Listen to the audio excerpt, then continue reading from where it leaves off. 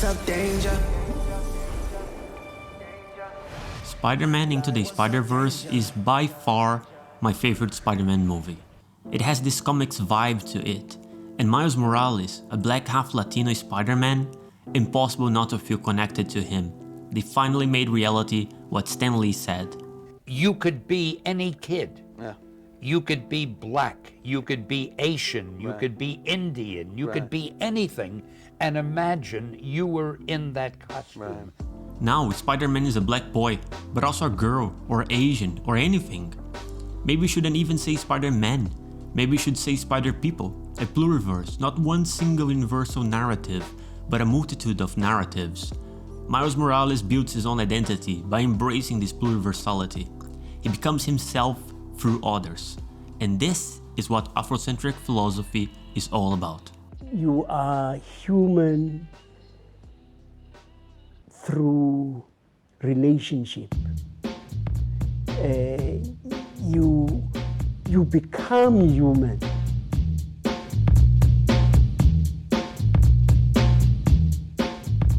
Spider-Man is a classic. Remember, with great power comes great responsibility. Peter Parker doesn't stop the robber who later kills his uncle. We could use many philosophical topics to talk about Spider-Man. We could talk about Michael's Moore argument that if you can prevent a harm but you don't, then you also bear responsibility for it. We could talk about Kant's argument that out implies can, or according to this book here, Spider-Man and Philosophy, we could view Spider-Man through the lens of some of history's most influential thinkers: Aristotle, Thomas Aquinas, Kant, Nietzsche, William James, Ayn Rand, MacIntyre. They are all white Europeans and mostly men. That's not a big surprise. The history of philosophy is European, or at least that's what I learned in undergrad. The narrative is that philosophy was conceived in Greece, and apart from momentary contributions from Islamic philosophy during the Dark Age, all of philosophy has been produced by European or North Americans, and mostly men. But is it true that philosophy was conceived in Greece? Many of the great Greek thinkers, such as Pythagoras, spent time in Egypt. Molefi Asante argues that Egypt, and not Greece, was the cradle of philosophy. Not just Egypt. In the 17th century in Ethiopia, there was a philosopher named Zera Yacob, who was largely forgotten. The colonialist narrative was that non-Europeans cannot produce knowledge. Take a look at philosophy departments in the USA. How many professors, especially in the high-profile universities, are black? This epistemic discrimination happens everywhere in the world. When I did my undergrad, I didn't study any African philosopher. They were all either European or North Americans. Name 5 black philosophers without checking Google. A year ago, I couldn't. And I'm from South America. I could barely name 5 Latin American philosophers. We all agree that any human person is capable of engaging in philosophical reasoning. This means that philosophy can be anywhere. However, once we start discussing, the names we use are European men or white North Americans. We start talking about ethics, and soon we'll be talking about Mill, Kant, Dworkin. The problem is not only that we don't listen to non-European voices. On top of that, European philosophy thinks of itself as universal. As such, we would not need other voices because the philosophy produced by the Europeans is enough. It's universal. Mogobe Ramos argues that the concept of universality is inadequate. Universal is the exclusion of alternatives. Everybody have their own particularities. When a person expresses something, they are expressing it from their own point of view. Imposing that point of view as universal excludes other points of view, excludes the difference. Instead of excluding the different, Ramos argues that we should embrace the differences. Accepting alternatives doesn't weaken your point of view. If anything, it enriches it. Ramos proposes the concept of pluriversality. He argues that recognizing that our universe is not the only universe is a crucial concession to the insights of contemporary physics in general. It enjoins us to discard the archaic idea that the universe has a center. A universal discourse is a discourse that has forgotten its particularities.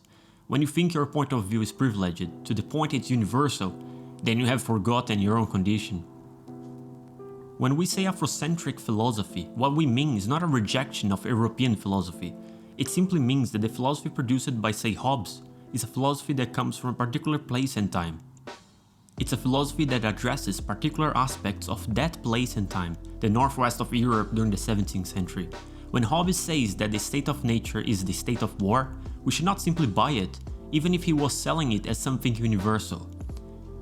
We live in different places at different times with different particularities. Eventually, this would mean accepting contradictions, because one person will say X and another will say not X. One way to overcome this impasse is with Ezumezu logics, but that will be the topic for another video. Now, let's return to the Spider-Man movie. The story has two cornerstones. Peter Parker dies and Miles Morales has to become the new Spider-Man. This puts Miles Morales at the center as the new Spider-Man to be. The other cornerstone is that there is a multiverse. This is the many worlds theory. Our universe is in fact one of many parallel universes happening at the exact same time. There are many other worlds, each with its own Spider-Man. So there is a world with a Japanese high-tech spider robot and girl. There's a Spider-Woman. There is an old Spider-Noir. Any spider hero you want, it can exist. Miles is not the same as Peter Parker. He's not the black Peter Parker. He's Miles Morales, a black half-Latino boy from Brooklyn. Miles brings with him his own particularities and don't presume to be universal. Into the Spider-Verse embraces the differences. Spider-Man always had the potential to embrace pluriversality. Not because the story involves the idea of a multiverse. Other superhero stories also have multiverses. The essence of pluriversality is to never forget your own particularities and to accept the differences. Spider-Man is a friendly neighbor. He has a place, a neighborhood in New York. Other heroes also have specific places, but Spider-Man has always embraced it. Into the Spider-Verse reveals the true potential of Spider-Man. Each Spider-Man has its own neighborhoods, their own particularities. Each embraces their particularities to make their own self, but without excluding alternatives. Pluriversality is about admitting that people are the agents of their own lives. Afrocentric philosophy is the idea that black people are producers of knowledge. Miles Morales starts the movie feeling outplaced, lost. As the story goes on, he embraces both his dad, a police officer, and his uncle, the Prowler. Both these figures were fundamental for Miles to build his own personality. And not only them, but all other Spider people too. Miles became the Spider-Man when he embraced the Pluriverse. That is his leap of faith. Into the Spider-Verse brings the philosophy of Ubuntu. I am because we are. A person is a person through other persons. I need you in order for me to be me. I need you to be you to the fullest.